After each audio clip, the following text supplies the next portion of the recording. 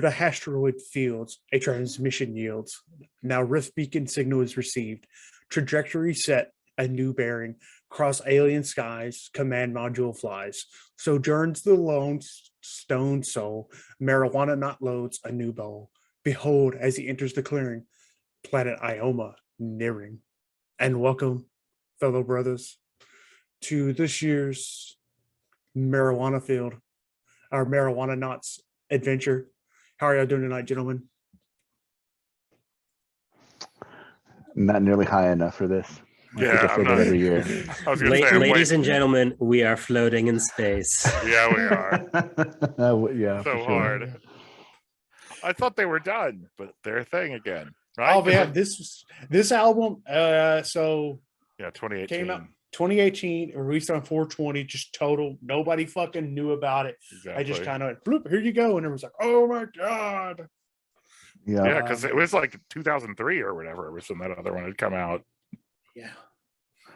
Yeah, fifth studio album overall on Third Man Records. I don't know who produced it, but the mastering was done by Bob Weston.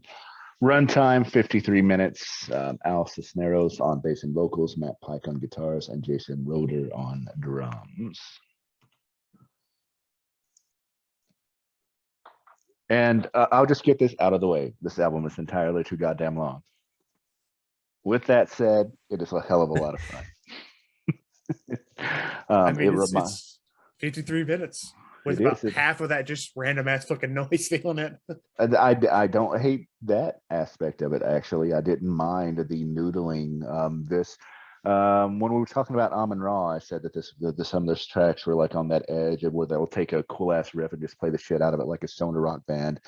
This does that, although for me, and I'll only speak for me on this, I never got to the point where I was really tired of the riff. And then just the ludicrousness of some of their lyrics reminded me a lot of early Clutch. And I am here for all of that. Yeah, I agree with early Clutch, and obviously High on Fire, given the massive crossover in terms of who these people are in the genre. Yeah. I mean, these guys quasi-invented stoner metal, or at least sort of turned it into the form it fired into the 2000s in. So, Black Sabbath, higher than they were in real life, sent to space. I can see how this would happen.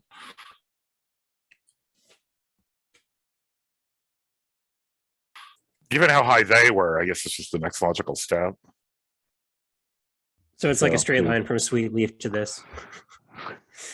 They just took a detour around Snowblind to get here. So But one thing that these guys remind me, they are definitely very much. This was probably the closest we've listened to Black Sabbath, I think we've done. Like, that's not actual Black Sabbath. I do want to say about Matt Pike's guitar playing, and I noticed this with High on Fire too, thinking back on it. But him and Zakk Wylde seem to have the ability to just, as solo guitar players, feel so much space with their guitar sound.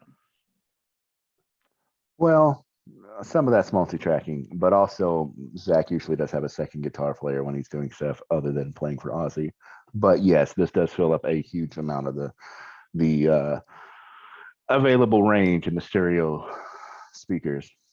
I mean, they only got 3 instruments. They gotta do it somehow. Yeah, bring on the multi-layering, fucking Butch Vig explaining Nirvana, and then I added Kurt Cobain 6 more times.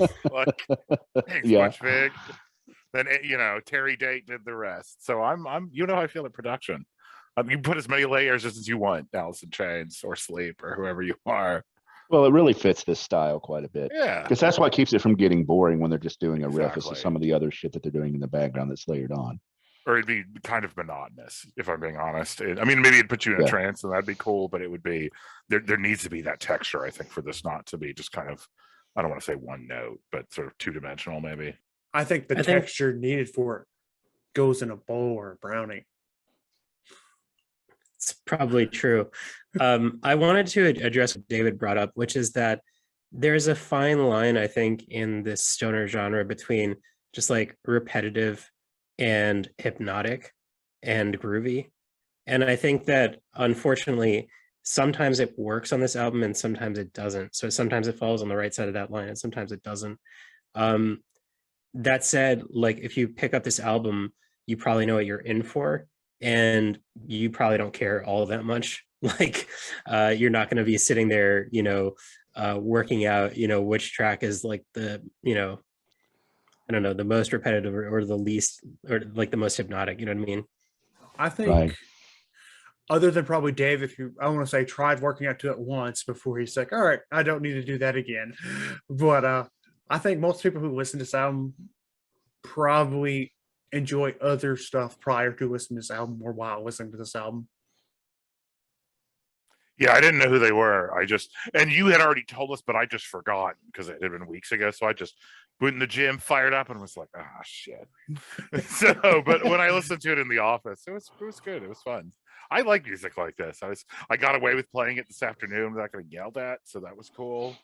Yeah. So, the stuff like this is pretty. I really like High on Fire. That's the thing you guys brought me around. Yeah, it was one of the first things I reviewed that wasn't handpicked by me. So, yeah, I love the High on Fire too, and I enjoyed this quite a bit too. And this is I could work out to this, but I could work out to just about anything because this is heavy enough. And to Gabe's point about it, just you kind of can very easily get into a zone with it. Do I wish that I had been a Marijuanaut while I listened to it? Maybe. Was I? No, sadly. But anyway, that's neither here nor there. So let's talk about some tracks. As you can see, only 6 tracks, 2 of which are instrumentals. And I'm not mad about it because I thought that they were both at least listenable. I skipped the sciences when I listened to this album because it's a lot of reverb and just almost noise for that first 3 minutes of the track lasts. Now the botanist is like a full-on instrumental track. Mm-hmm. But I will say, I think you have the tracks backwards on Geezer Butler and Antarctic Installed. Yeah, I do.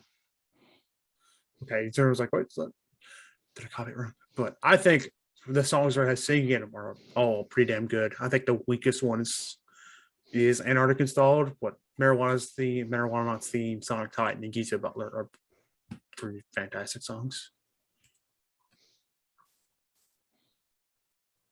I don't think I haven't gone like, I just need Sonic Titan right now. This is the kind of album I just throw on,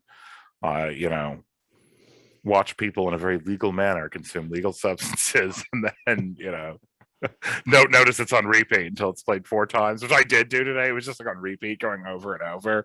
So yeah, this album's fun. It's cool. But I don't know if there's like a standout track exactly. Especially knowing what I know now, you just get on this ride and you finish it, and then somebody peels you off the floor. I like the title, Geezer Butler, probably better than I actually like the song itself, but it's still a cool song. But I agree with you, David. I think this is just something that you just put on and let rip. So I think that the best songs on here are Sonic Titan, Geezer Butler, and the final instrumental, The Botanist. The reasons are that the Sonic Titan is really cool and doomy. Geezer Butler actually reminds me of Sabbath, and The Botanist is actually worth waiting around for. I find the intro instrumental to be just annoying and unnecessary. And I think that Marijuanauts theme could be, catchier for how much it just repeats itself over and over again. So for how few tracks are on here, I think they could be a lot shorter. But I don't think I'm going to get that. Yeah, they definitely could have tightened it up. I will agree with that. Who wants to go first as far as the grading? I'll go first since I'm the one that subjected us to this. I'm going to give it a B. I think it's a good album, but if I had to pick, I would pick High on Fire over the 2 albums we did for High on Fire over this album. I'm gonna give this a B too. This is fun. This is cool shit. I mean, it's not legendary. I don't think it's genre breaking, but it's a B for me. Yeah, I agree. B is where I'm at with it as well. I would rather listen to Red Fang or High on Fire if for no other reason than their albums are half as long, but this was still plenty fun. I'm gonna give this 80, the lowest B- possible. It's just okay. I think there's probably better stoner metal albums out there. It gives us an average of 84. It's all right. Would you buy this album, gentlemen? I would. Yeah, I would. Yeah, I would too, especially as an album. I think it works better than in pieces, right? So this one sort of is begging to be thrown on with your friends on just some holiday, a holiday. And then, A holiday that's in 10 days as of recording this. Hey, I think so too. I think I'd buy it. what are you going to ask us to buy next time, Tracey? We got to know if Gabe's going to buy it first. Oh shit, I'm the worst. I'm gonna. I mean, if 420 comes around and I haven't found a better album, I will let you know, and maybe that means I'll have to buy it.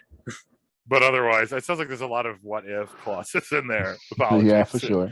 If. Just enough to get out of it. We'll just give you a High Fire album as a gift, and then you don't have to worry about it. That sounds nice. So we'll just do that. And again, apologies to me to jump the gun. But the next album I want you guys to know to find out if you want to buy it or not is Gabe's pick for the month of March. And Animals as Leaders, Parisia. Tight. I listened to this album a lot today. I hadn't gotten to it. I'm like, shit, I haven't listened to the last one, but then I had it on repeat, listened to it like 5 times. So excited to talk about it. I'm glad you didn't get tired of it. No, this is cool shit. I mean, as we're about to talk about momentarily / when you listen to us next on Thunderdome Metal Reviews.